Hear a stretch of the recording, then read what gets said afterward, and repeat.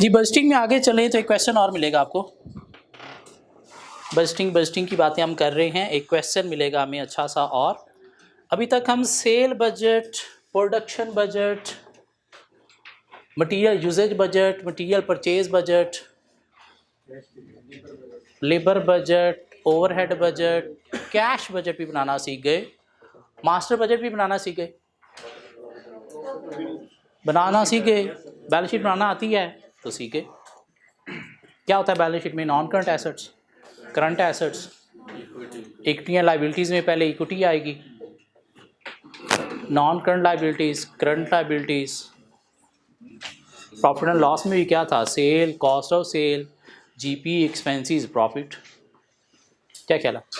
तो जो मेन काम थे हमारे वो हम सीख चुके हैं, बेस हमारी बन चुकी है। अब बस हमने गाड़ी को आगे चलाना है। कॉम्प्लेक्सिटीज़ हमने क्वेश्चंस के अंदर बस डील करना सीखनी है कि क्या क्या कॉम्प्लेक्सिटीज़ क्वेश्चन में आ सकती हैं, तो वो हमने सीखनी है। और आज हमारे पास एक और अच्छा सा क्वेश्चन है, एक और अच्छा सा क्वेश्चन नंबर 7। कोई 3 रिक्वायरमेंट हैं क्वेश्चन की, requirement A, B and C. Requirement of the question: quarterly budget for cost of goods manufactured, cost of goods manufactured. Cost of goods manufactured की हमने बात की थी मैन्युफैक्चर्ड अकाउंट के अंदर, मैन्युफैक्चरिंग अकाउंट के अंदर कॉस्ट ऑफ गुड्स मैन्युफैक्चर्ड क्या थी? टोटल मैन्युफैक्चरिंग कॉस्ट में हम ओपनिंग वर्किंग प्रोसेस ऐड करें, क्लोजिंग वर्किंग प्रोसेस माइनस करें तो हमारे पास कॉस्ट ऑफ गुड्स मैन्युफैक्चर्ड आ जाती है। कॉस्ट ऑफ गुड्स मैन्युफैक्चर्ड में ओपनिंग फिनिश गुड ऐड करें, क्लोजिंग फिनिश गुड्स माइनस करें तो कॉस्ट ऑफ सेल आती है। तो कॉस्ट ऑफ सेल से भी कॉस्ट ऑफ गुड्स मैन्युफैक्चर्ड पे आया जा सकता है कि कॉस्ट ऑफ सेल में क्लोजिंग फिनिश गुड ऐड कर दें, ओपनिंग माइनस कर दें तो हमारे पास कॉस्ट ऑफ गुड्स मैन्युफैक्चर्ड भी आ जाती है। और ये बात शायद हमने वर्किंग कैपिटल के चैप्टर में भी सीखी हुई है। ठीक हो गया? तो दोनों तरह से निकाली जा सकती है। क्या ख्याल है? टोटल मैन्युफैक्चरिंग कॉस्ट है और हमारे पास opening working process, closing working process है, तो उससे भी कॉस्ट ऑफ गुड्स मैन्युफैक्चर्ड आ जाएगी। लेकिन अगर वर्किंग प्रोसेस के हमारे पास बैलेंस नहीं है, टोटल मैन्युफैक्चरिंग कॉस्ट नहीं है, कॉस्ट ऑफ गुड्स सोल्ड है, ओपनिंग क्लोजिंग फिनिश गुड है, तो उससे भी हम बैक आके कॉस्ट ऑफ गुड्स मैन्युफैक्चर्ड निकाल सकते हैं। तो क्या करना है आपको? Quarterly budget for cost of goods manufactured बनाना है। कितने क्वार्टर का भी पता नहीं, कल हमने मंथली बनाया था। With its further breakdown into material, wages and variable overheads, साथ मटीरियल भी, लेबर भी और वेरिएबल ओवरहेड बजट भी। वेजेस बोले तो वेजेस किसकी होती हैं? लेबर। तो लेबर, मटीरियल बजट भी, लेबर भी और वेरिएबल ओवरहेड भी।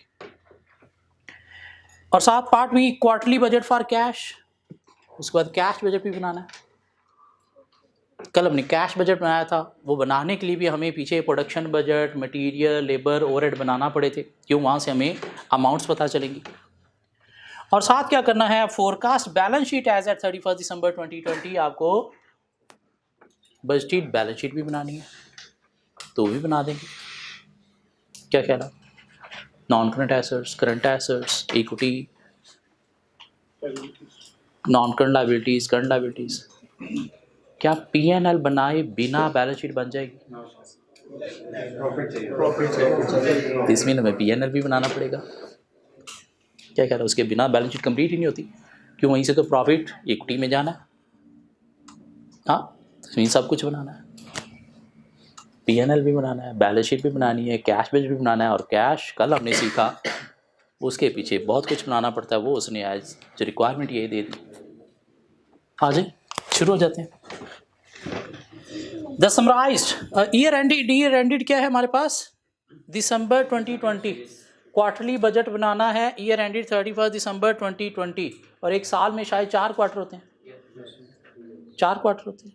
एक क्वार्टर 3 मंथ्स का होता है। ईयर एंड 31 दिसंबर है तो पहला क्वार्टर स्टार्ट होगा जनवरी, फरवरी, मार्च वाला, अप्रैल, मई, जून वाला, जुलाई, अगस्त, सितंबर, अक्टूबर, नवंबर, दिसंबर, 4 क्वार्टर होंगे। So the summarized accounts of Samba Limited for the year ended 2019 are as follows. पिछले साल का डाटा है, या हो सकता है करंट हो, हमने फ्यूचर का बनाने चाह रहे हैं। बैलेंस शीट एज एट दिसंबर 31st 2019, शेयर कैपिटल 16,000,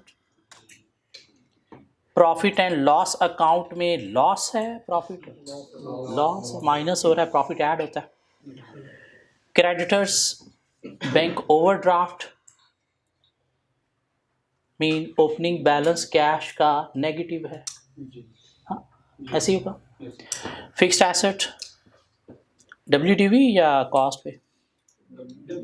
WDV क्यों? एक्यूमुलेटेड डेप्रिसिएशन नहीं दिया गया तो WDV पे।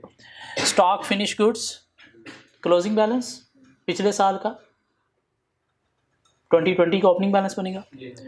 डेटर्स और उसके बाद profit and loss account for the year ended 31st December 2019, sale 62,400, direct material 31,200, direct wages 12,480, variable overhead 6,240, fixed overhead 12,000 और सब मिला के 61,920। सेल में से माइनस किया तो 480 का प्रॉफिट। क्या ख्याल है? इधर 480 का प्रॉफिट है, ऊपर बैलेंस शीट में 5840 नेगेटिव क्यों आ रहा है? ये क्या बात हुई? उधर रिटेन्ड अर्निंग आता है, रिटेन अर्निंग आता है, दिस मीन रिटेन अर्निंग का प्रीवियस बैलेंस जो है वो नेगेटिव होगा। 480 मिलाने के बावजूद, खाने के बावजूद भी पीछे नेगेटिव ही बचा है तो वो नेगेटिव है। ये बात समझ आती है? क्या कहला? क्यों इक्विटी में शेयर कैपिटल के साथ रिटेन अर्निंग आती है ना, जहाँ पे प्रॉफिट जाता है, दिस मीन रिटेन अर्निंग का कोई ओपनिंग बैलेंस नेगेटिव होगा, जिसमें करंट ईयर का 480 जाके भी नेगेटिव ही बचा होगा। जिसके बाद क्या है हमारे पास? The budgeted sale for 2020 and 21 are as follows. 2020 and 21 are as follows. First quarter 2020 का 16,800 सेल, सेकंड क्वार्टर की 18,000, थर्ड क्वार्टर की 19,200, फोर्थ क्वार्टर की 2,400। हमें शायद 4 क्वार्टर ही चाहिए, लेकिन उसने 5वां क्वार्टर दे दिया, कोई रीज़न हो सकती है। जैसे कल जनवरी, फरवरी, मार्च, अप्रैल था तो मई का डाटा भी हमें यूज़ करना पड़ गया था किसी जगह पे, हाँ उसका कुछ इतने % इधर लाने के लिए प्रीवियस क्लोजिंग नेक्स्ट में जाता है। So it is anticipated that the ratio of direct material, direct wages and variable overhead to sales are unlikely to change. It is anticipated that ratio of direct material, direct wages and variable overheads are to sales are unlikely to change। तो ratios हैं क्या? निकाली जा सकती, निकाली जा सकती। किस किस की? डायरेक्ट मटेरियल की, डायरेक्ट वेजेस की और वेरिएबल ओवरहेड्स की। चलिए क्वेश्चन स्टार्ट कर दें, फिर हम क्वेश्चन स्टार्ट कर दूं यहाँ से। सो वर्किंग करने लगा मैं यहाँ से। So direct material ratio, direct material to sale ratio. Direct material कितना दिया गया? 31,200 डिवाइडेड बाय सेल कितनी है? 62,400 इंटू 100 भी करते हैं हम ratio analysis. FR1 50%। Direct wages या लेबर टू सेल रेशो कितनी है figure? 12480 divided by 62,400 into 100 how much? 20%। और क्या है? Variable overheads to sale ratio 6240 divided by 62,400 into 100, ये मैं खुद ही कैलकुलेट कर दूंगा, 10%। टोटल मिला के 80%। ये तीन कॉस्ट सेल का 80% है। ये तीन कॉस्ट मिला के सेल का 80% है। क्या ख्याल है? चलिए आगे देखते हैं। और उसने कहा ये सेम रहेंगी, रेशो इनकी सेम रहेगी। दिस मीन सेल बढ़ेगी तो ये भी उसी के अकॉर्डिंगली चलेंगी। Fixed overhead incurred evenly during the year are expected to remain at rupees 12 million per annum. Fixed overhead same रहेंगे, फिक्स्ड ओवरहेड सेम रहेंगे और कितने रहेंगे 12 मिलियन पर एनम रहेंगे, पर एनम रहेंगे।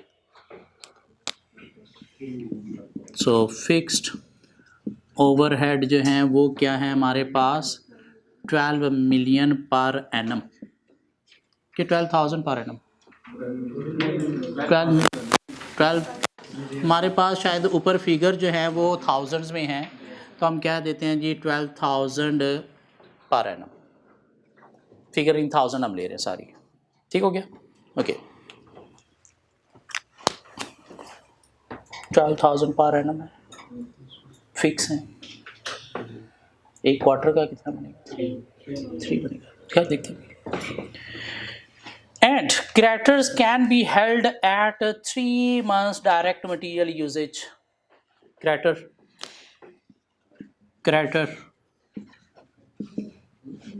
3 months बाद पेमेंट हुआ करेंगे इनको। डायरेक्ट मटेरियल की जो पेमेंट है, डायरेक्ट मटेरियल की जो पेमेंट है क्रेडिटर्स को, जिस मंथ का क्रेडिटर होगा उसकी पेमेंट कब हुआ करेगी 3 months बाद।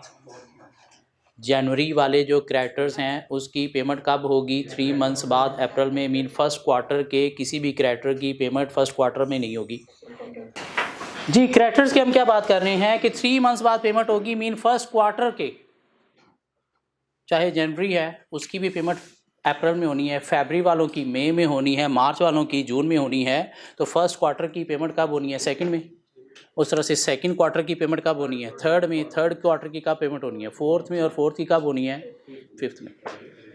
क्या कहला दिस मीन नेक्स्ट क्वार्टर में पेमेंट होगी। क्या कहला नेक्स्ट क्वार्टर में पेमेंट होगी। जैसे प्रीवियस क्लास में हमने क्वेश्चन किया जनवरी वालों की इतनी पेमेंट जो है वो फरवरी में होगी, इतनी मार्च में होगी, तो वैसे ये भी कैलकुलेशन हम कर लेंगे। क्या कहला मटेरियल की अमाउंट निकालेंगे और फिर पेमेंट मंथ निकाल लेंगे, क्वार्टर निकाल लेंगे किस क्वार्टर में पेमेंट होनी है। इसके बाद आगे क्या कह रहा है, debtors can be maintained at 2 months cell.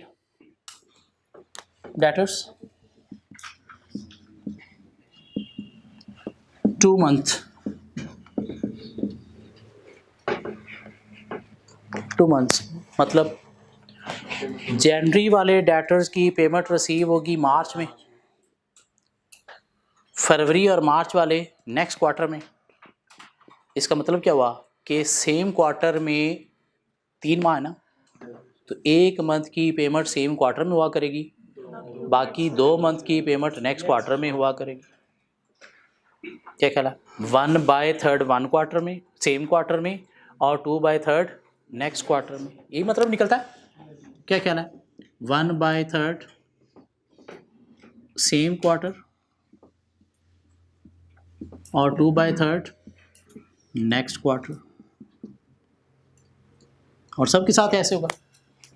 क्या कहला जनवरी की पेमेंट होनी है मार्च में, मीन उसी क्वार्टर में हो गई, फरवरी की अप्रैल में नेक्स्ट क्वार्टर में बात चलेगी, मार्च की नेक्स्ट क्वार्टर में नेक्स्ट क्वार्टर में बात चलेगी, मीन मई में। तो सिर्फ 1/3 अपने क्वार्टर में मिला, बाकी 2/3 नेक्स्ट क्वार्टर में चला गया। नेक्स्ट क्वार्टर वालों की अगर बात करें हम अप्रैल मई जून वालों की, तो अप्रैल की पेमेंट होगी कहाँ पे जून में उसी क्वार्टर में। क्या कहला है मई की नेक्स्ट क्वार्टर में, जून की नेक्स्ट क्वार्टर में, तो मीन हर क्वार्टर की जो भी डेटर की रिसीट होंगी उसका 1/3 उसी क्वार्टर में आएगा, 2/3 नेक्स्ट क्वार्टर में जाया करेगा। ये बात समझ आती है। क्या कहला ऐसे ही होगा। ओके और हमारे पास शायद सेल दी गई है, सेल हमारे पास दी गई है। क्या कहला यही डेटर्स होंगे।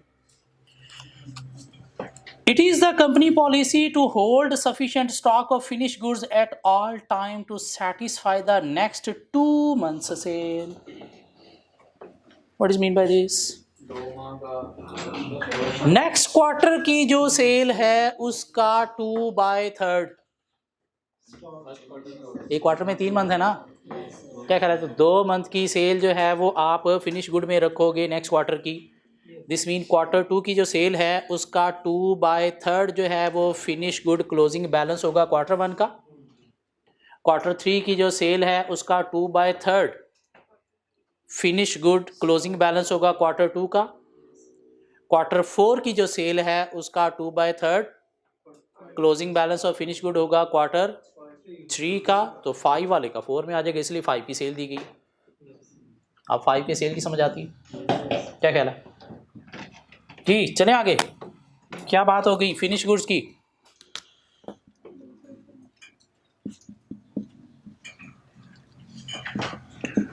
To month sale mean 2/3 of cell.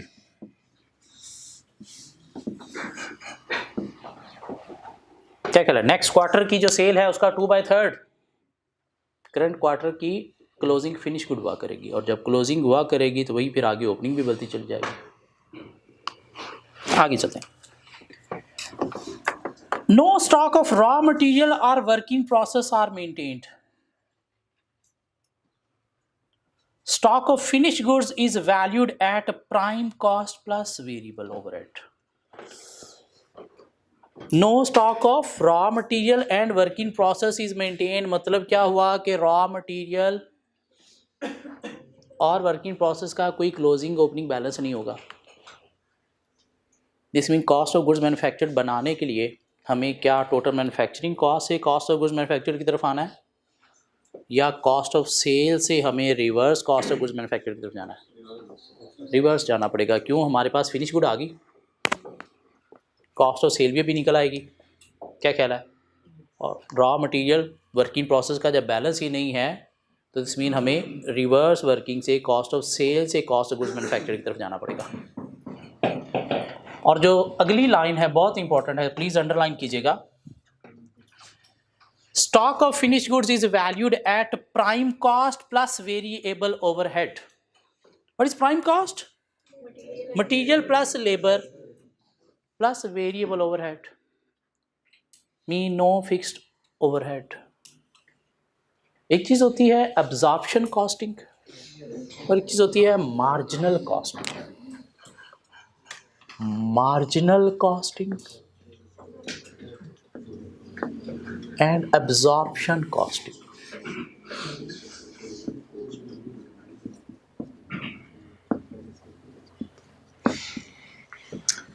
Marginal costing क्या कहती है कि प्रोडक्शन कॉस्ट में फिक्स कॉस्ट को ट्रीट नहीं करना। Mean fix cost production cost नहीं है, वो सेपरेट है। मीन आपने क्या करना है, sale minus only variable cost. क्या करना है? सेल माइनस वेरिएबल कॉस्ट जो है वो आपने माइनस करके, जैसे वो जीपी निकालते हैं ना, तो इसमें निकलता है कंट्रीब्यूशन। उसके बाद हम लेस करेंगे क्या? फिक्स कॉस्ट, और हमारे पास क्या आएगा?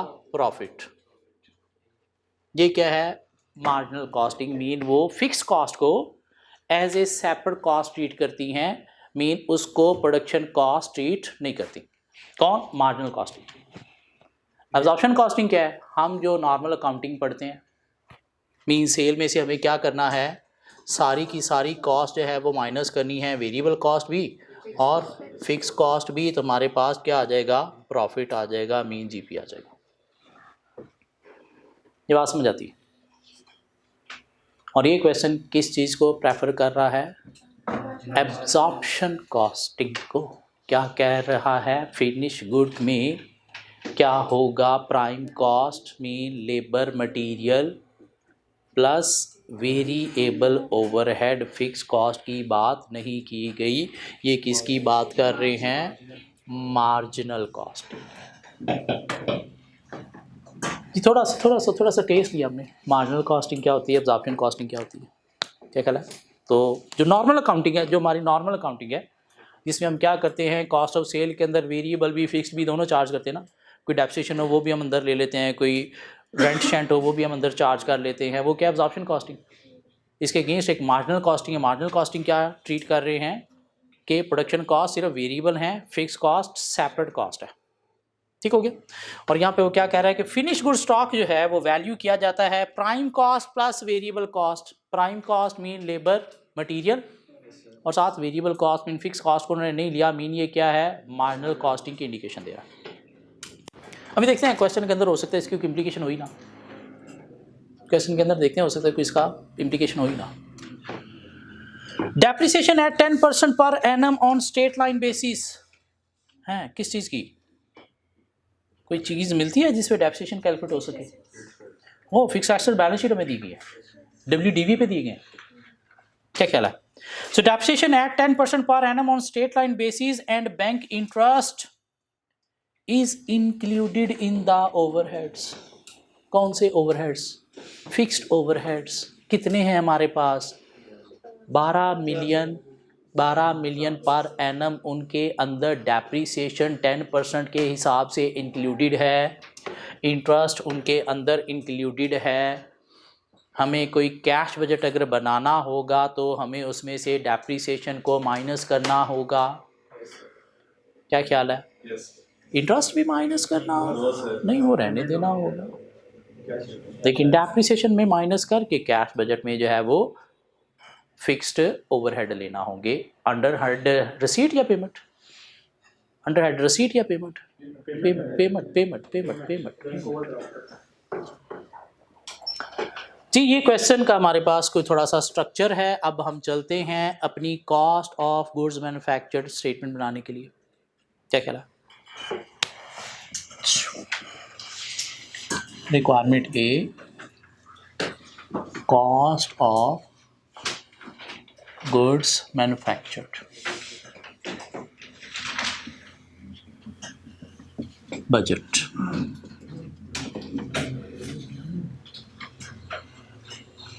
क्वार्टरली बनाना है, क्वार्टरली बनाना है। कितने क्वार्टर साल में होंगे? 4 क्वार्टर होंगे। तो क्वार्टर 1 होगा हमारे पास, क्वार्टर 2 होगा, क्वार्टर 3 होगा, क्वार्टर 4 होगा।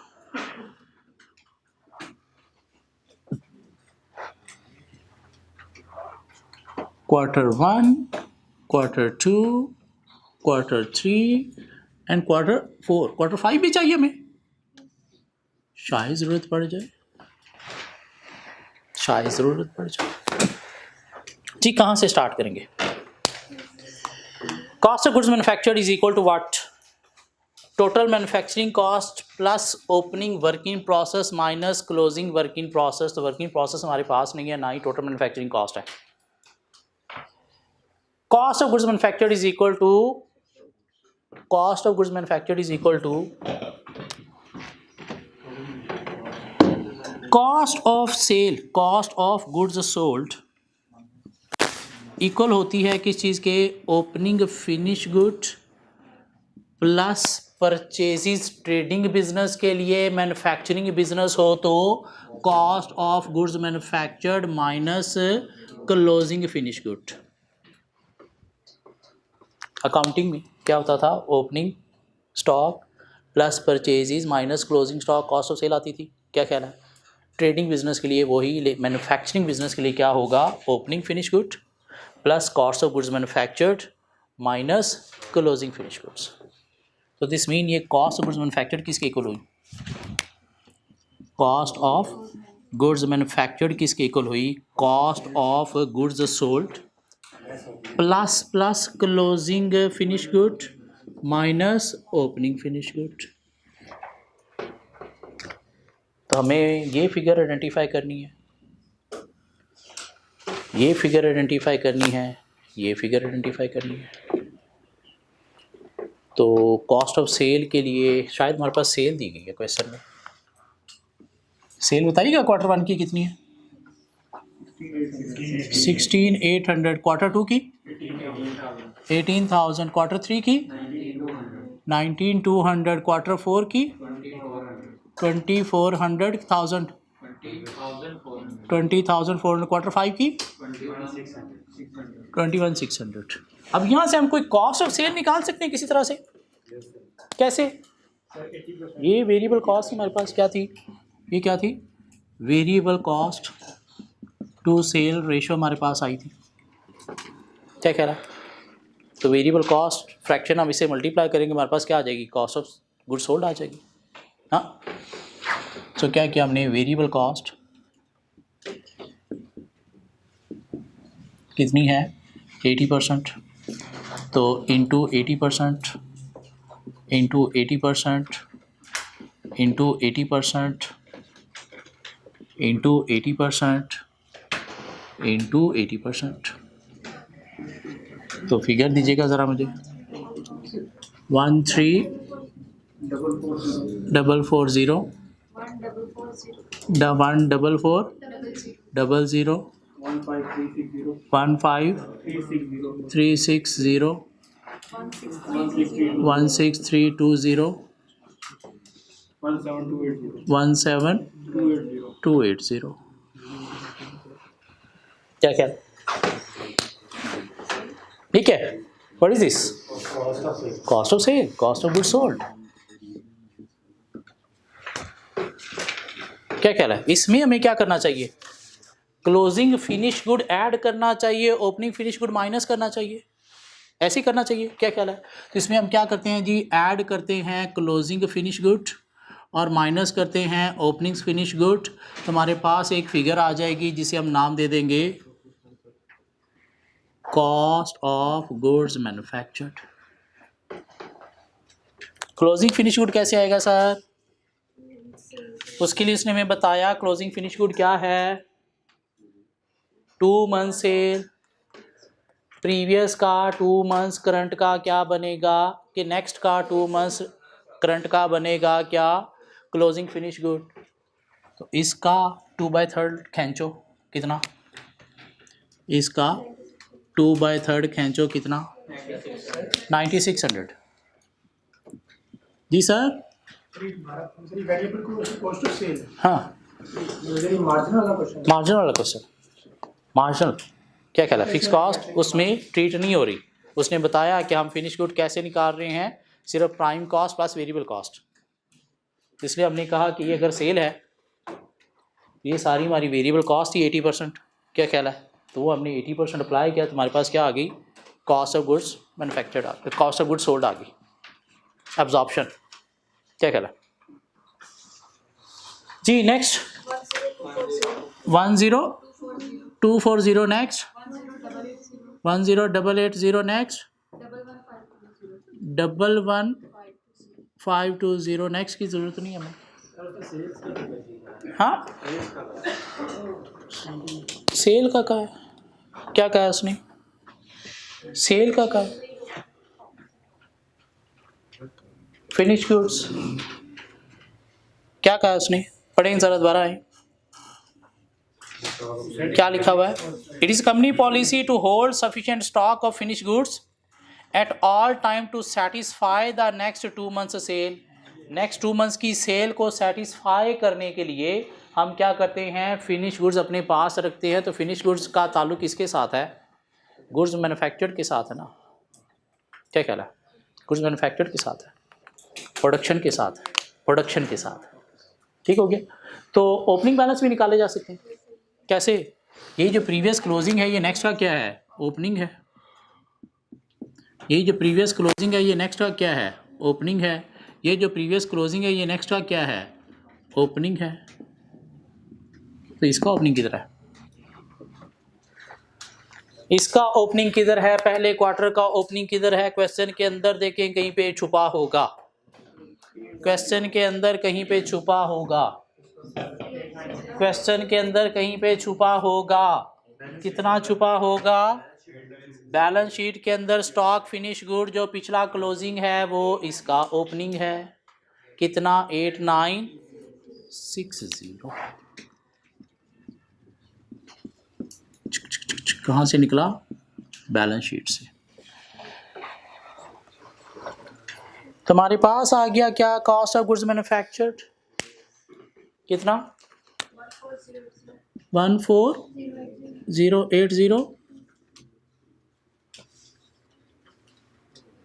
15040 16,000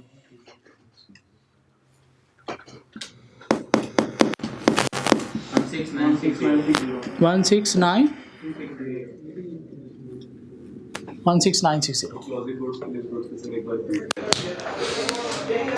कॉस्ट ऑफ सेल पता चला कैसे निकला। अब उसने कहा कि जो फिनिश गुड है 2 month of next period sale, mean next period की जो सेल की रिक्वायरमेंट है उसको मीट करने के लिए हमारे पास फिनिश गुड जो है वो पहले क्वार्टर में होनी चाहिए। क्या ख्याल है? अब फिनिश गुड का ताल्लुक किसके साथ है? सेल के साथ नहीं, प्रोडक्शन के साथ, प्रोडक्शन यूनिट के साथ। तो हमने क्या किया, कॉस्ट ऑफ गुड मैन्युफैक्चर जब आ गई तो इसका 2/3 इधर की फिनिश गुड है, इसका 2/3 इधर की फिनिश गुड क्लोजिंग है, इसका 2/3 इधर की क्लोजिंग फिनिश गुड है, और इसका 2/3 इधर की फिनिश गुड है। Cost of sale, cost of goods manufactured कैसे है? देखो ये हमने सेल की, हमने वेरिएबल कॉस्ट की परसेंटेज इस पे अप्लाई की, फिक्स कॉस्ट क्यों नहीं अप्लाई किया? क्योंकि मार्जिनल कॉस्टिंग थी। हमारे पास क्या आ गई? Cost of sale, cost of good sold mean cost of sale. ठीक हो गया? अब उसने क्या कहा जी कि आपको जो फिनिश गुड मेंटेन करनी है वो नेक्स्ट क्वार्टर की 2 मंथ्स की मेंटेन करनी है। क्या ख्याल है? तो कॉस्ट इतनी है। क्या ख्याल है? तो नेक्स्ट क्वार्टर की जो रिक्वायरमेंट है वो 2 मंथ्स आपको मेंटेन करना है।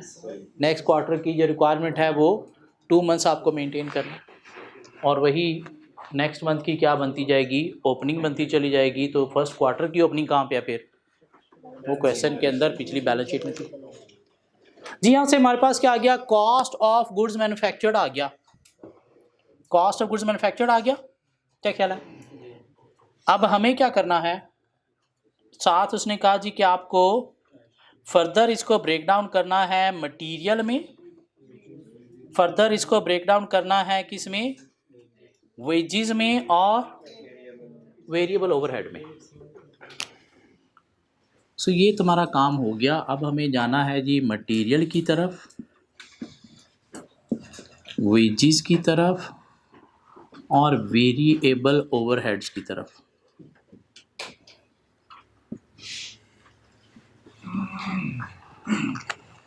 इनकी कुछ परसेंटेज हमें दी गई थी। मटेरियल की कितनी थी? 50%। इसकी कितनी थी? 20%। इसकी कितनी थी? 10%। इसमें ये जो कॉस्ट ऑफ गुड मैन्युफैक्चर्ड है इसी का 50% अगर हम ले लें तो वो क्या बन जाएगा? मटेरियल। इसके अंदर 20% क्या है? वेजेस है, और उसके अंदर 10% क्या है? वेरिएबल ओवरहेड्स है।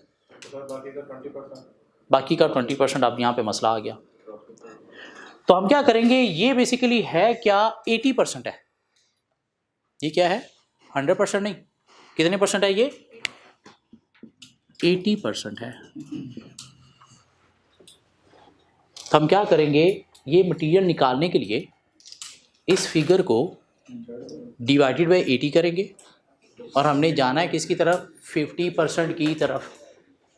तो क्या करेंगे? मल्टीप्लाई करेंगे 50 से, डिवाइड करेंगे किससे? 80 से। FR1 में ऐसे करते थे, जो फिगर जितने परसेंट है उसको डिवाइड उतने से करो, और जितने में आपने जाना है उसे मल्टीप्लाई कर दो। क्या ख्याल है? तो क्या कर दो जी, इसको, इस फिगर को हम क्या करेंगे? इसके लिए हम 5/8 कर लेंगे, 50/80। क्या ख्याल है? इसको हम 2/8 कर लेंगे, 20/80। इसको हम 1/8 कर लेंगे, मीन 10/80। तो ये फिगर निकाल दो ज़रा इसका। कितना? 8800। और 2/8 इसका 3520, और 1/8 इसका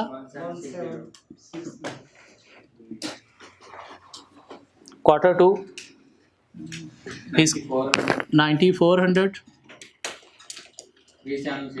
3760। अभी करता हूँ रिपीट, फिगर मुझे लिख लेने दो प्लीज। 1880। नेक्स्ट 10,000, 4,000, 2,000, 5/8, 10,600, 4240, 2120। क्या हुआ सर? हमें क्या करना था? इस कॉस्ट ऑफ गुड्स मैन्युफैक्चर्ड से आगे ब्रेक डाउन करना था किस में? मटेरियल में, लेबर मीन वेजेस में, और वेरिएबल ओवरहेड्स में। कॉस्ट ऑफ गुड्स मैन्युफैक्चर्ड हमारे पास ये आ गई। क्या ख्याल है? उसने हमें क्वेश्चन में बताया कि इनकी जो रेशोज़ हैं ये सेम रहेंगी। क्या ख्याल है? तो हमने क्या किया है? इसी अमाउंट से ये फिगर निकाली हैं। कैसे? कि अगर तो ये 100% होती तो फिर तो सिंपली 50%, 20%, 10% फिगर आ जानी थी, लेकिन ये इटसेल्फ क्या है, कॉस्ट है। और कॉस्ट कितनी है, ये टोटल 80% है। वो जो रेशोज थी वो सेल की रेशोज थी। क्या ख्याल है, वो रेशोज किसकी थी, सेल की थी, लेकिन ये क्या है, कॉस्ट है। और ये कितना है, 80% है। तो ये 80% क्यों है, ये 80% हमने इसी के अकॉर्डिंगली निकाल लिया। डायरेक्ट कॉस्ट ऑफ सेल को 100% लेके निकाल ली। कॉस्ट ऑफ सेल भी तो 100% नहीं है, वो भी तो सेल 100% है। सेल 100% है, उससे हमने ये फिगर निकालनी है। और ये फिगर जो है वो बेसिकली सेल से नहीं निकलनी, कहाँ से निकलनी है, प्रोडक्शन से आगे निकलनी है। इनका ताल्लुक सेल के साथ नहीं, प्रोडक्शन के साथ है। सेल बजट, उसके बाद प्रोडक्शन बजट बनता है, फिर आगे मटीरियल, लेबर, ओवरहेड बनते हैं। क्योंकि यूनिट इसमें कौन से यूज़ होते हैं, प्रोडक्शन वाले यूज़ होते हैं, सेल वाले यूज़ नहीं होते। इसलिए हमने इनकी फिगर इसी से ही निकालनी है। लेकिन इसका डायरेक्ट 50% हम नहीं अप्लाई कर सकते, क्योंकि ये खुद 100% नहीं है, ये क्या है, 80% है। और ये जो परसेंटेजेस थी ये बेसिकली प्रोडक्शन यूनिट की नहीं, प्रोडक्शन की नहीं थी, किसकी थी, सेल की थी। क्या कह रहा है, ये परसेंटेजेस अगर तो इसी की होती तो फिर तो हम डायरेक्ट 50%, 20%, 10% निकाल लेते। ये परसेंटेजेस किसकी थी, सेल की। क्या ख्याल है, तो सेल 100% है। ये जिसके साथ हम निकालने जा रहे हैं फिगर, ये खुद कितने परसेंट है, 80%। तो जो खुद जितने परसेंट है उसको डिवाइडेड बाय दैट करेंगे और आगे आपने जितने परसेंट निकालना है वो मल्टीप्लाई करेंगे। तो ये 80% है, तो इसको डिवाइड बाय 80 किया और हमने ये 50% निकालना है, तो मल्टीप्लाई क्या करेंगे, 50 करेंगे, तुम्हारे पास ये वैल्यू आएगी। क्या ख्याल है, इसको डायरेक्ट 50% नहीं कर सकते, क्यों, ये 50% परसेंटेज इसकी नहीं है, कॉस्ट ऑफ गुड्स मैन्युफैक्चर्ड की नहीं है, वो सेल की है। क्या ख्याल है, ये 50% percentage cost of goods manufactured की नहीं, किसकी है, सेल की है। तो इसलिए कॉस्ट ऑफ गुड्स मैन्युफैक्चर्ड पे 50% हम अप्लाई नहीं कर सकते। Cost of goods manufactured sale का आगे 80% लेके निकाली गई है। दिस मीन ये 80% है, ये 80% ऑफ सेल है, यूं कह लो। ये सेल का क्या है, 80% है, ये 50%, ये 20%, ये 10%। तो ये 100% खुद नहीं है, क्या है, 80% है। तो हम फ्रैक्शन जो अप्लाई करेंगे वो क्या अप्लाई करेंगे, 50/100 नहीं, 50/80। इसके लिए 50/20, इसके लिए 50/10। और ये हमारी रिक्वायरमेंट 1 कंप्लीट होगी। ये हमारी रिक्वायरमेंट 1 मीन ए कंप्लीट होगी। यहाँ पे है कि it is a complete policy to hold sufficient, मतलब इसको रिलेट किया सेल्स के साथ। सर हम लोग तो कॉस्ट ऑफ सेल्स और का 2/3 ले लिया। देखो, सेल से प्रोडक्शन यूनिट निकलते हैं, प्रोडक्शन यूनिट से आगे मटेरियल और आगे फिर परचेज, यूजेज, ये सारी चीज़ें निकलेंगी। तो इसलिए सेल के साथ इसका आप रिलेशन नहीं बनाओगे कि सेल की फिगर जो है वो आप रखोगे, नहीं, सेल की नहीं, कॉस्ट की, प्रोडक्शन की, उसका आप परसेंटेज लोगे। मतलब उसने कहा कि 2 माह, नेक्स्ट 2 माह की जो सेल रिक्वायरमेंट है उतना स्टॉक आपको क्या रखना होता है, मेंटेन रखना होता है। दिस मीन पहले क्वार्टर में आप जो क्लोजिंग फिनिश गुड रखोगे वो अगले क्वार्टर के 2 माह की सेल की रिक्वायरमेंट की रखोगे। क्या ख्याल है, तो हमने ये जो परसेंटेज निकालनी है ये 2/3, ये किस पे निकालनी है, सेल की फिगर पे नहीं, कॉस्ट ऑफ सेल की फिगर पे। क्यों, कॉस्ट ऑफ सेल के अंदर प्रोडक्शन यूनिट होंगे ना। क्या ख्याल है, प्रोडक्शन यूनिट कहाँ पे होंगे, कॉस्ट ऑफ सेल के अंदर होंगे। तो इसलिए हमने क्या करना है, इसी का 2/3 निकालना है, सेल की फिगर का 2/3 नहीं निकालना। और कल वाले क्वेश्चन में भी शायद हमने यही किया था, कल वाले क्वेश्चन में भी हमने यही किया था। क्लोजिंग फिनिश गुड्स हमने लिया था 50%, किसका, प्रोडक्शन वाले यूनिट्स का। जी, कैश बजट की तरफ चले, बनाओ जरा कैश बजट आज खुद से,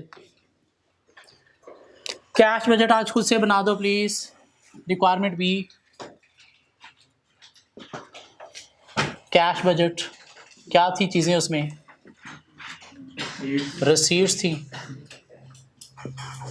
कितने क्वार्टर, क्वार्टर 1,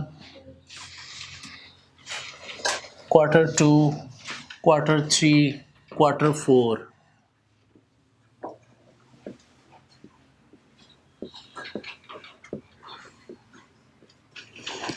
और उसके बाद हमारे पास आएंगी पेमेंट्स, उसके बाद हमारे पास आएगा नेट कैश फ्लोज, उसके बाद हम उसमें ऐड करेंगे ओपनिंग बैलेंस, तो हमारे पास आ जाएगा क्या, क्लोजिंग बैलेंस। देखें ज़रा रसीद कहाँ कहाँ से आ रही हैं, रसीद देखिएगा ज़रा कहाँ कहाँ से आ रही हैं। रसीद जो हमारे पास आ रही हैं सेल से आ रही हैं, और debtor can be maintained at 2 months sale. और हमने इस पे बात कर ली थी कि 1/3 सेम क्वार्टर में, हर क्वार्टर की सेल का 2/3 नेक्स्ट क्वार्टर में। अब डेटर का ताल्लुक किसके साथ है, सेल के साथ ताल्लुक है, तो क्या लेंगे हम, रसीद फ्रॉम डेटर्स। क्या कहलाए, रसीद फ्रॉम डेटर्स। और दो तरह की हैं, सेम क्वार्टर और नेक्स्ट क्वार्टर। पहले क्वार्टर की सेल देखिएगा कितनी है, 16,800, उसका 1/3 निकालें, मीन डिवाइड बाय 3 कर दें, कितना आ गया 5600। और नेक्स्ट क्वार्टर में इसका कितना जाएगा, कितना 11,200।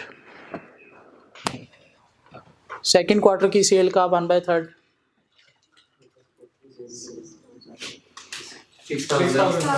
6,000 12,000। थर्ड क्वार्टर की सेल का 1/3 6,400 और 1,2,800। फोर्थ क्वार्टर की सेल का 1/3 6,800 और बाकी नेक्स्ट क्वार्टर में भाड़ में जाए।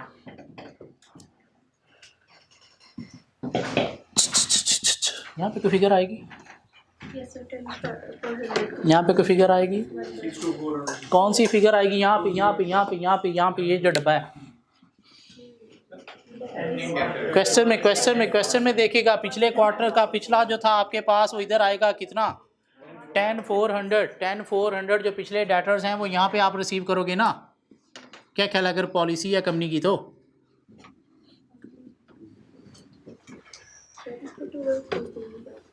हाँ कंपनी की पॉलिसी है, जिस मीन पीछे भी पॉलिसी है, तो पीछे जो रिसीवेबल है वो है क्या, पिछले क्वार्टर का, जो कब मिलना है इस क्वार्टर में आके। क्या ख्याल है, ऐसे ही है। हाँ इसमें से बैलेंस शीट में कौन सी फिगर जाएगी,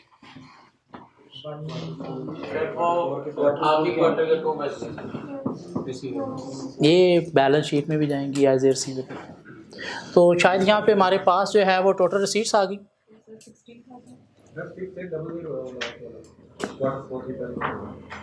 6,800।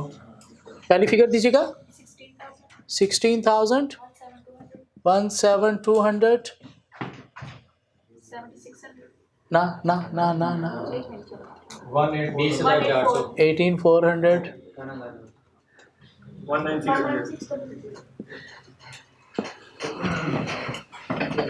What are the payments? What are the payments? Material, creditors की payments, कितनी पेमेंट्स ये हमारे पास हैं। क्रेडिटर्स के बारे में हमारा नोट कहता है कि आपने नेक्स्ट क्वार्टर में हर पेमेंट करनी है, करंट क्वार्टर में नहीं करनी। दिस मीन 8,800 यहाँ पे होगा। क्या ख्याल है, 8,800 यहाँ पे होगा, नेक्स्ट 9,400 यहाँ पे होगा, और नेक्स्ट 10,000 यहाँ पे होगा, और अगला 10,600 बाद में अगले क्वार्टर में। ठीक हो गया। उसके बाद हमारे पास क्या है, वेजिस। वेजिस की पेमेंट के बारे में कोई डिटेल है, किसी किस्म की कब पे होनी है। क्या ख्याल है, क्या ख्याल है, तो आपकी अखलाकी जुर्रत होनी चाहिए कि पसीना मजदूर का खुश्क होने से पहले आपको पे कर देना चाहिए।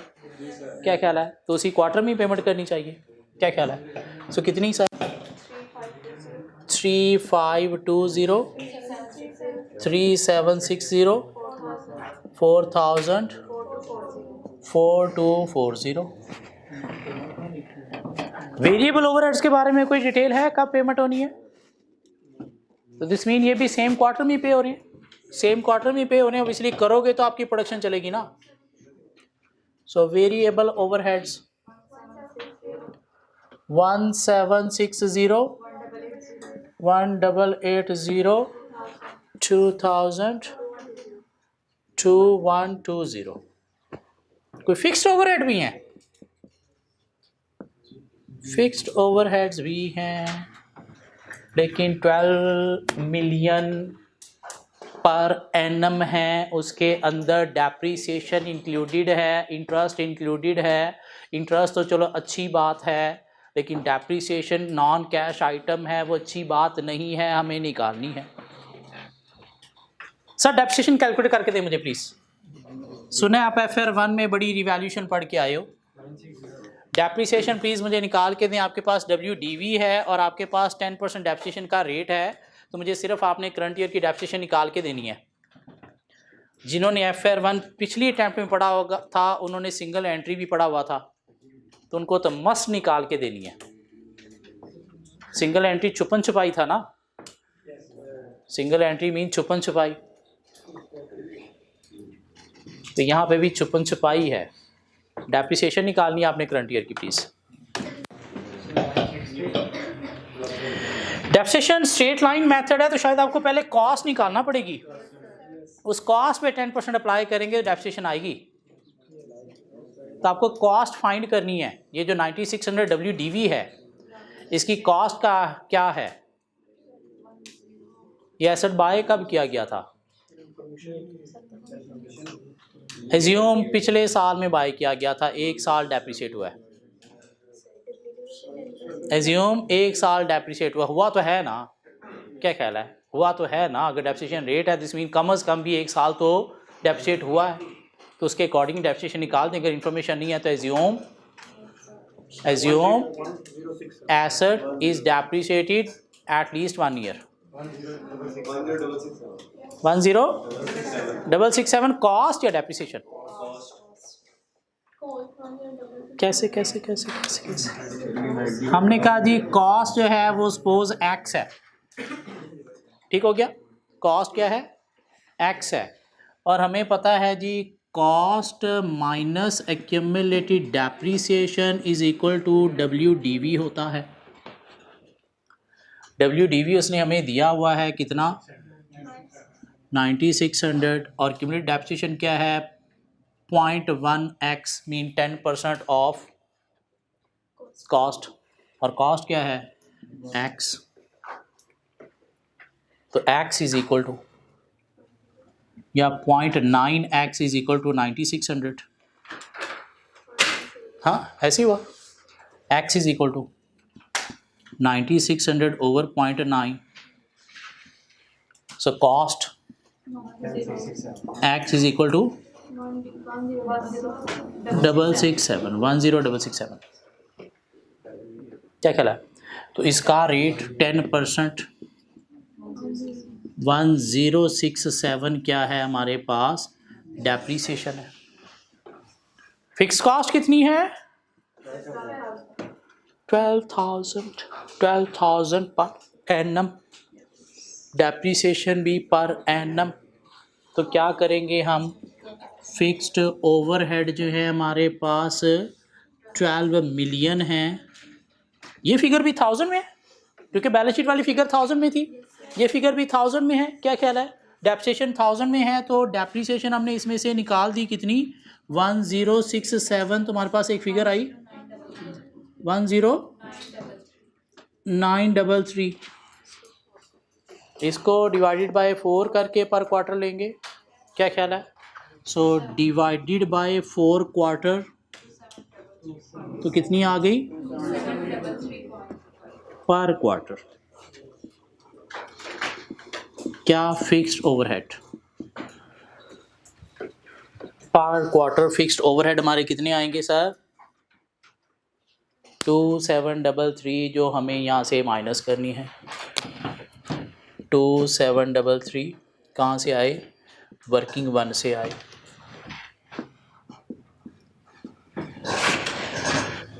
किसी को बात समझ आई हो? ये R1 अकेला है, मैंने तो कुछ भी नहीं किया। मैंने तो यहाँ पे MFA की कोई बात नहीं की, सारी R1 की या इंट्रो टू अकाउंटिंग की बात हुई है। हाँ, ये काम करते रहे हो R1 में, कैश फ्लो में भी किया है, इनकम एंड एक्सपेंडिचर अकाउंट में भी किया है, रिवैल्यूएशन में भी ऐसी हरकतें की हैं, कुछ भी नया नहीं किया मैंने।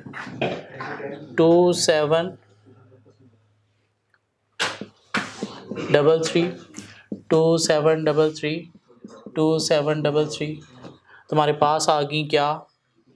टोटल पेमेंट्स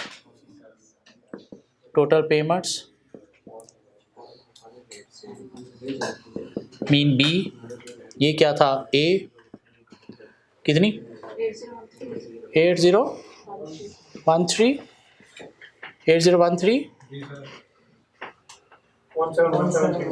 17, मैं टोटल पेमेंट्स की बात कर रहा हूँ, नेट कैश फ्लो नहीं। 1713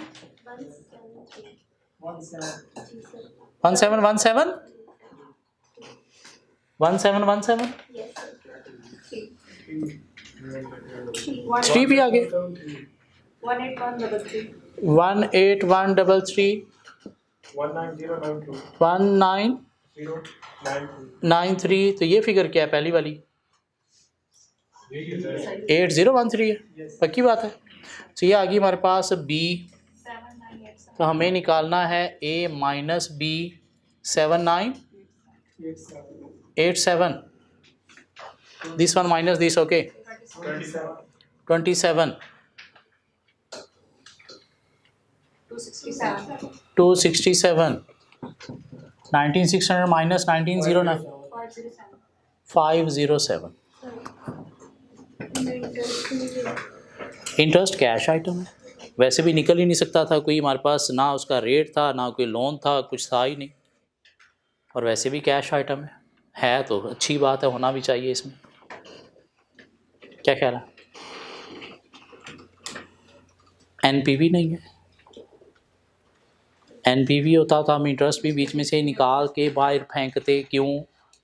क्योंकि रेट में आ रहा होता है, दो कैश आउटफ्लो है लेकिन रेट में आ रहा होता है। पे बैक पीरियड में इंटरेस्ट भी एज ए कैश आउटफ्लो लेंगे, NPV में नहीं लेंगे। क्यों? डिस्काउंट फैक्टर अप्लाई हो रहा है तो उसके अंदर इनकॉर्पोरेट होता है। यहाँ पे लेना था हमने इंटरेस्ट, तो ऑलरेडी उसके अंदर है, तो अच्छी बात है, लेना भी था जी। ओपनिंग बैलेंस हमारे पास कैश का कहाँ पे मिलेगा? बैंक ओवरड्राफ्ट कितना? 10600 नेगेटिव, तो हमारे पास क्लोजिंग भी आएगा शायद negative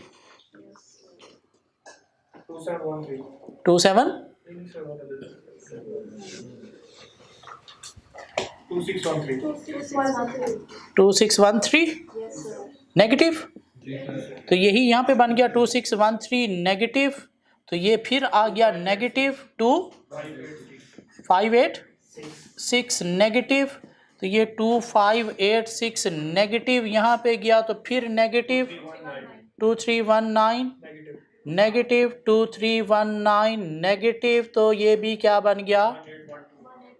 1812 negative.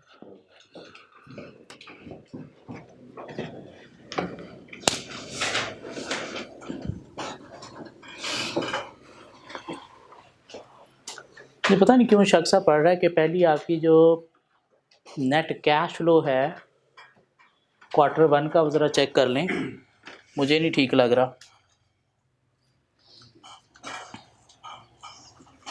Net cash flow check कर लें, मुझे ठीक नहीं लग रहा। 8200 आपकी क्रेडिटर्स की पेमेंट है। क्रेडिटर्स की पेमेंट कहाँ पे लिखी, किसने लिखनी है यहाँ पे? क्रेडिटर्स पिछला जो बैलेंस शीट में है वो नहीं आना यहाँ पे। कितना? 8200। क्या ख्याल है? बैलेंस शीट से ये भी तो लिखना है ना यहाँ पे। 16213, तो अब ये फिगर कुछ और आएगी।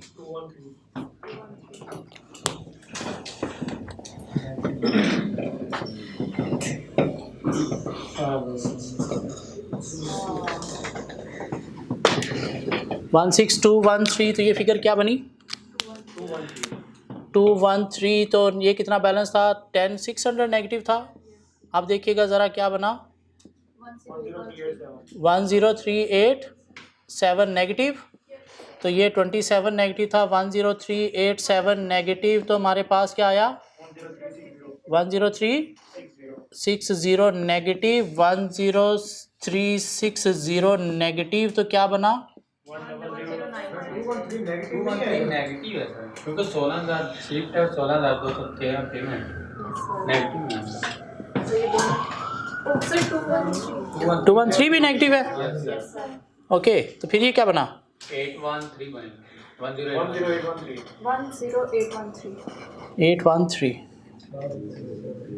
813, ये क्या बना 10840 78 10786, ये क्या बना 519, तो 10519, ये क्या बना 12। मेरे ख्याल से अब ठीक होना चाहिए। कैश बजट बन गया। जल्दी से मुझे पीएनएल बना दो प्लीज़, जल्दी से मुझे पीएनएल बना दो प्लीज़, फिर बैलेंस शीट की तरफ चलते हैं, बल्कि वो भी बना ही दो।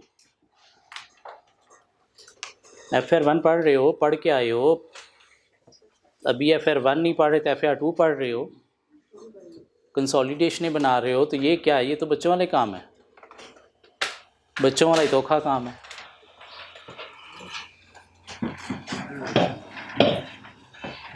जल्दी से पीएनएल बनाओ, पीएनएल के बाद बैलेंस शीट बनाओ प्लीज़।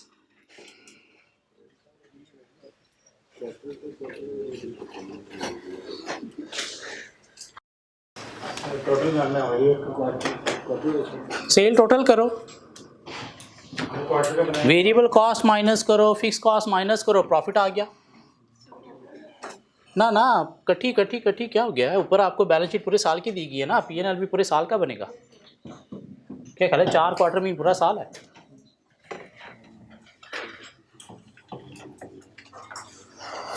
पीरियडिकली बनती हैं फाइनेंशियल स्टेटमेंट्स, पीरियडिकली पूरे पीरियड की, उस पीरियड को मंथली करके नहीं बनती फाइनेंशियल स्टेटमेंट्स, पीरियडिक बनती हैं।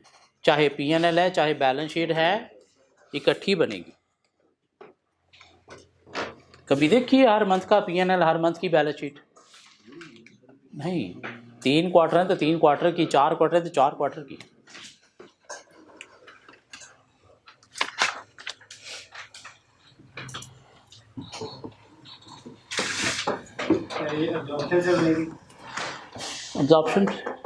अब्जॉर्प्शन से बनाओगे फिर भी प्रॉफिट वही आएगा, मार्जिन से बनाओ फिर भी प्रॉफिट यही आएगा। तो ठीक है, अब्जॉर्प्शन से बनाओ, पहले sale minus variable cost contribution minus fix cost profit.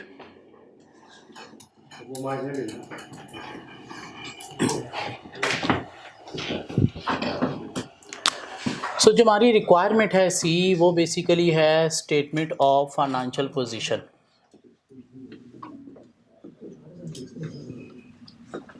Statement of financial position as on 31 दिसंबर 2020। और उसमें क्या होता है जी, हमारे पास एसेट्स होते हैं, और एसेट्स में हमारे पास नॉन करंट एसेट्स आते हैं, और हमारे पास करंट एसेट्स आते हैं। तो हमारे पास एक टोटल एसेट आ जाता है, उसके बाद हमारे पास इक्विटी एंड लायबिलिटीज़ होता है। कैपिटल एंड लायबिलिटीज़ नहीं, इक्विटी एंड लायबिलिटीज़। उसमें हमारे पास इक्विटी का एक हेड होता है, नॉन करंट लायबिलिटीज़ का एक हेड होता है, करंट लायबिलिटीज़ का एक हेड होता है। तो यहाँ पे हमारे पास बैलेंस शीट बन जाएगी। साथ में क्या चाहिए हमें बैलेंस शीट बनाने के लिए, ये सपोज बैलेंस शीट है हमारी, हमें पीएनएल पहले बनाना पड़ेगा। पीएनएल में क्या है हमारे पास, सेल। कितनी सेल, चारों क्वार्टर की सेल दे ज़रा मुझे, पहले क्वार्टर की कितनी सेल है सारी मिला के कितनी, 74 00 लेस वेरिएबल कॉस्ट, और वेरिएबल कॉस्ट कितनी है 74400 का 80% कितना 59520, ये माइनस हो गया less fix cost, fixed overhead हमारे पास है कितने 12,000, वो माइनस के कितना प्रॉफिट आ गया, प्रॉफिट या लॉस, पिछले साल का तो लॉस था, करंट ईयर का भी प्रॉफिट है या लॉस है 2880 प्रॉफिट, क्या ख्याल है। नॉन करंट एसेट्स बताइएगा मुझे ज़रा क्या दिया गया, फिक्स्ड एसेट्स दिए गए हैं, सिर्फ फिक्स्ड एसेट्स दिए गए हैं। कितनी फिगर थी बैलेंस शीट में 9600, आपने डेप्रिशिएट किया कितना 1067, तो डेप्रिशिएट हो के कितनी अमाउंट बची 8533। और कोई नॉन करंट एसेट तो नहीं है, नॉन करंट एसेट तो नहीं है। करंट एसेट्स में हमारे पास स्टॉक है, डेटर्स हैं, स्टॉक कितना है करंट एसेट्स में, करंट एसेट्स में स्टॉक कितना है, करंट एसेट्स में स्टॉक कितना है, फिनिश गुड इन्वेंट्री है हमारे पास कितनी 11520, डेटर्स कितने हैं हमारे पास, डेटर्स कितने हैं हमारे पास, डेटर्स कितने हैं 19600, कोई कैश भी है हमारे पास सर, ये डेटर, वो स्टॉक, ये वाला क्लोजिंग स्टॉक, ये वाला, क्या ख्याल है। जो नेक्स्ट में जाना है, पिछली बैलेंस शीट वाला इधर भी तो हम लेके आए थे जी। और तो करंट एसेट में कोई चीज़ नहीं है, कैश बैलेंस शायद नेगेटिव है, क्या ख्याल है, बैंक ओवरड्राफ्ट है, इक्विटी में आ जाए, शेयर कैपिटल दिया गया है कितना 16,000, कोई चेंज आया उसमें, कोई चेंज नहीं आया। उसके बाद क्या है हमारे पास प्रॉफिट एंड लॉस, उसने वर्ड दिया, रिटेन अर्निंग नहीं दिया, तो हम भी वही यूज करते हैं, और उसमें हमारे पास नेगेटिव फिगर बैलेंस शीट में है कितनी 5840, और उसमें ऐड करेंगे हम ये अपना प्रॉफिट जो निकाला है, मतलब वो माइनस ये पॉजिटिव, तो हमारे पास एक नेगेटिव फिगर आ जाएगी 2960 नेगेटिव। कोई नॉन करंट लायबिलिटी, कोई नॉन करंट लायबिलिटी, कोई नहीं, कोई करंट लायबिलिटी,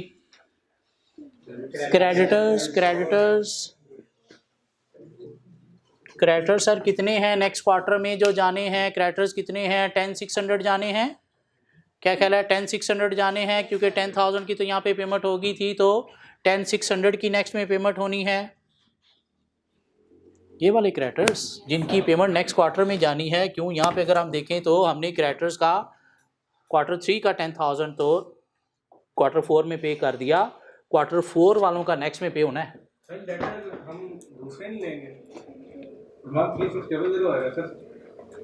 सर देखो रिसीवेबल क्या होंगे, अच्छा हाँ ये नहीं, इसका वो सेल का, हाँ इसका सेल का, इसकी सेल का हमने लेना है कितना 1/3 2/3, इसका 2/3 निकालो, 20400 का 2/3 निकालो, वो क्या है 13600। किसका आपने निकाला क्वार्टर 4 की जो सेल थी 2400, उसका 2/3, क्यों 1/3 आपने जो है वो पे कर दिया था, ठीक हो गया। ये तो दोनों फिगर वो क्वार्टर 3 वाली है ना जी। क्रेडिटर्स आगे, बैंक ओवरड्राफ्ट भी है,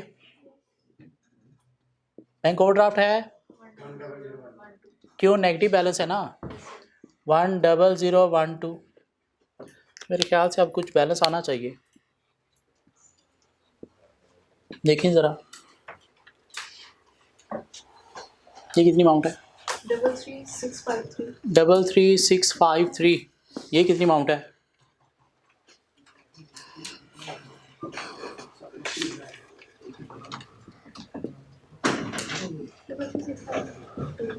₹1 का डिफरेंस आ गया, कोई बात नहीं, आ गया तो फिर क्या हुआ, हमने इसके पंगे में नहीं पड़ना, गोली मारो, ये यहाँ पे राउंडिंग ऑफ में हुआ होगा, यहाँ पे हुआ होगा, यहाँ पे इस कैलकुलेशन की राउंडिंग ऑफ में हुआ, नहीं करेक्ट करना, बस छोड़ देना है, इसके ऊपर नहीं बैठे रहना, इतना टाइम नहीं है अब कि ₹1 का डिफरेंस बैलेंस शीट का अब आप ठीक करने बैठ जाओ, नहीं, बस 1 आध रुपया छोड़ दिया करो, खैर है, ऐसे ही लिख देना है, ऐसे ही लिख देना है जी। Cost of goods manufactured budget आज हमने बनाया, जो नई चीज थी आज के क्वेश्चन में सिर्फ यही थी। कैश बजट भाई प्रीवियस क्लास में जो बनाया था कोई नई चीज नहीं थी। हाँ, बैलेंस नेगेटिव थे अंदर, नई चीज आज क्या थी, बैलेंस शीट, उसकी फिगर्स कहाँ कहाँ से हमने क्या क्या उठाई, नई चीज सिर्फ बैलेंस शीट थी। बाकी एक नई चीज़ आज हमने देखी, मार्जिनल कॉस्टिंग एब्जॉर्प्शन कॉस्टिंग में डिफरेंस, मार्जिनल कॉस्टिंग और एब्जॉर्प्शन कॉस्टिंग में डिफरेंस, जिसकी वजह से हमें ये सेल से कॉस्ट ऑफ गुड सेल में सिर्फ और सिर्फ वेरिएबल कॉस्ट का हमने डिफरेंस लिया, फिक्स कॉस्ट को नहीं कंसिडर किया। क्या ख्याल है? Mean production cost absorption costing क्या कहती है, सिर्फ वेरिएबल कॉस्ट है, फिक्स कॉस्ट को मार्जिनल कॉस्टिंग फिक्स कॉस्ट को प्रोडक्शन कॉस्ट में ट्रीट नहीं करती, उसको सेपरेट पीरियोडिक कॉस्ट ट्रीट करती है। एब्जॉर्प्शन कॉस्टिंग प्रोडक्शन में वेरिएबल फिक्स दोनों को अकाउंट फॉर करती है।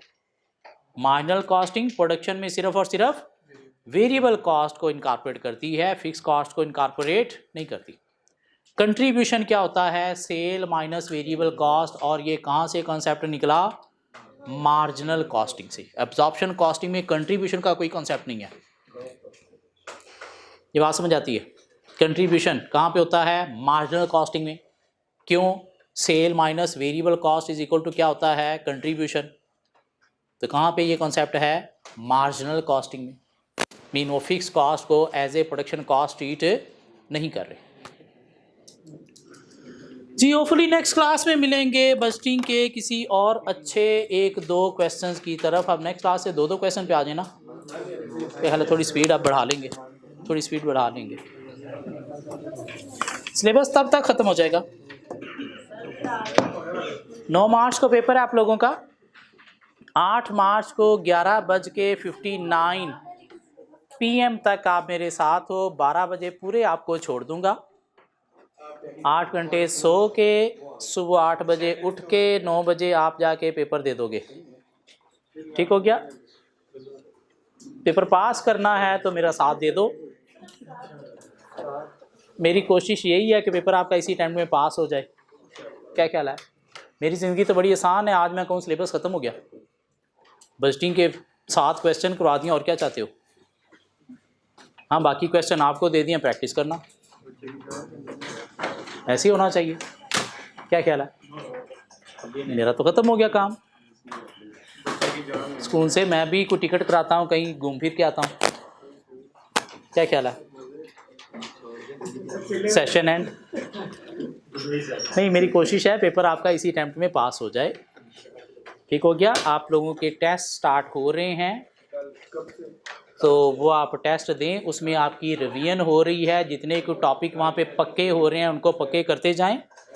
फिर हम एंड पे देखेंगे कोई 10, 12, 15 तारीख के बाद अब कौन से टॉपिक कच्चे पक्के हैं, उनको फिर पक्का करेंगे। क्या ख्याल है? Sunday, Monday, Saturday, every day should be a study day, every day should be a study day till 16 March, जब तक पेपर ख़त्म नहीं हो जाते। 16 मार्च के बाद हमारे पास 2 हफ्ते याशी, कुछ नहीं पढ़ना, कुछ नहीं करना, स्कूल से सोना, सब कुछ करना। सीए जो है ना, सिर्फ 1 साल की मार है। सीए सिर्फ 1 साल की मार है कि अगर आपने कैफ के पहले 6 पर्चे 1 साल में पास कर लिए, बिलीव मी, सीए ऑटोमेटिकली हो जाता है। जिनका नहीं होता वो कौन लोग हैं जिनके कैफ के पहले 6 पर्चे 1 साल में पास नहीं हुए? क्यों? पहले 1 साल में 6 पर्चे पास कर लिए तो अगले सेमेस्टर में 2 पर्चे रह जाएंगे, वो आप कर लोगे, ना चाहते हुए भी कर लोगे। क्यों? मुझे अटेम्प्ट ज़ाया नहीं करनी। जब ये पहले 1 साल में अटेम्प्ट ज़ाया होती है ना, क्यों होती है? क्योंकि आप बाकी चीज़ों को सेक्रीफाइस करने के बजाय स्टडी को सेक्रीफाइस करते हो।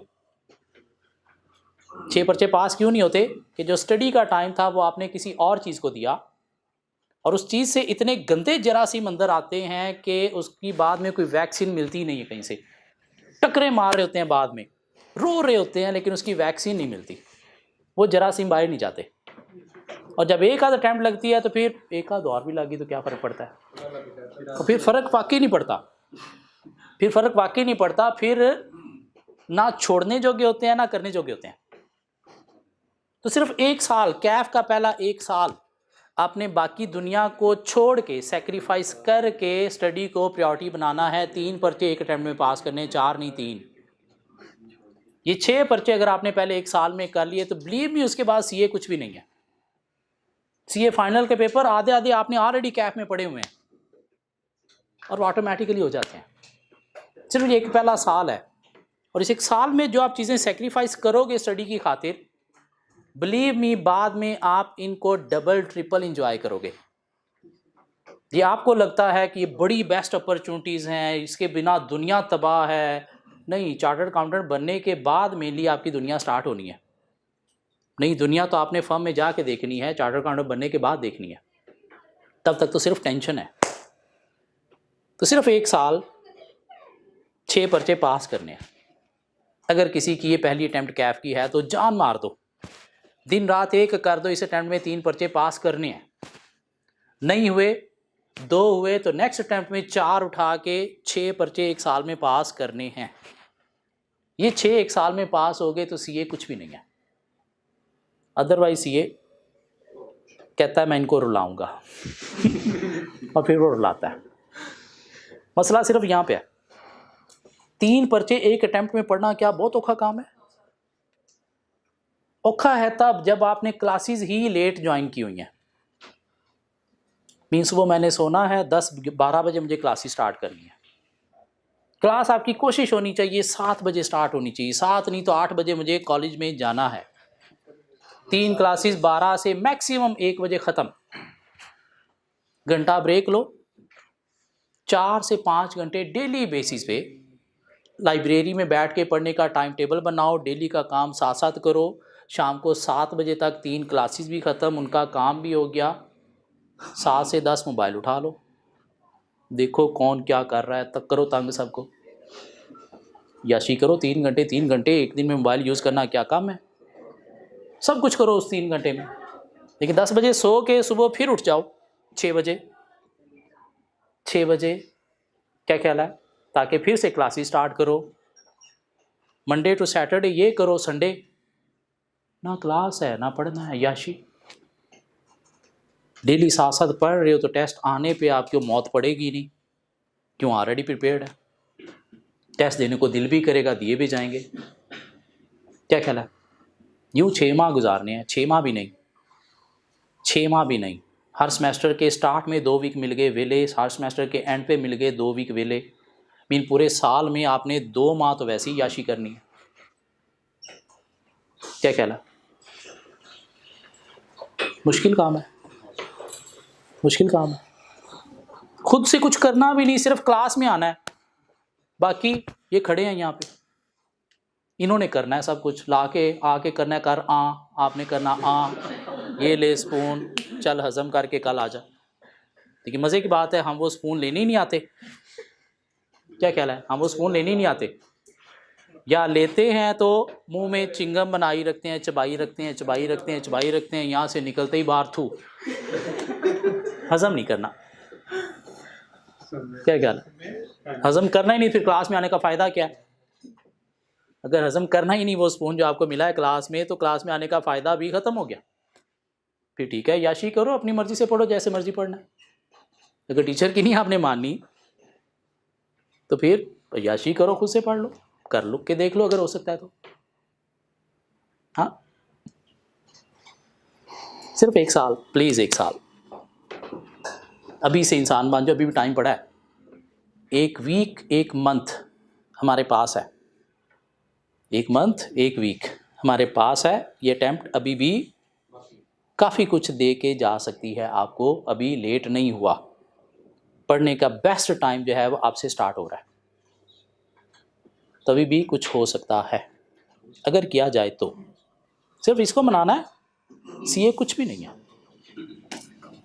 नहीं हुआ तो ज़िंदगी बड़ी तबाह है, ना छोड़ने जोगे ना करने जोगे। छोड़ने जोगे क्यों नहीं, सारी दुनिया को बताया हुआ है क्या कर रहा हूँ, सीए कर रहा हूँ।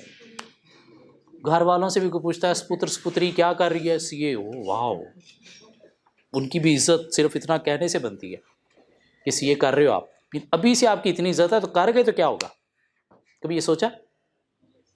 हाँ, अभी से किसी को बताते हो तो आपकी रिस्पेक्ट स्टार्ट हो जाती है, तो अगर आप कर गए तो क्या होगा, कभी सोचा ही नहीं।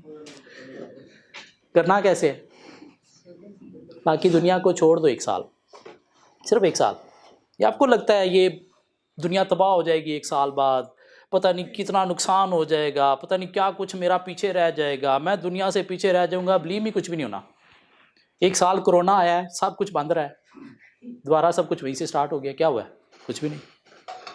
आप लोग शायद भूल भी गए होंगे कोरोना भी 1 साल था, क्या ख्याल है? अब तो बैक ऑफ द माइंड शायद वो याद भी नहीं आता कि कोरोना भी 1 साल था। दोबारा से वही रूटीन फिर से स्टार्ट। भाग जाओ, कल मिलते हैं कुछ नई चीज़ों के साथ।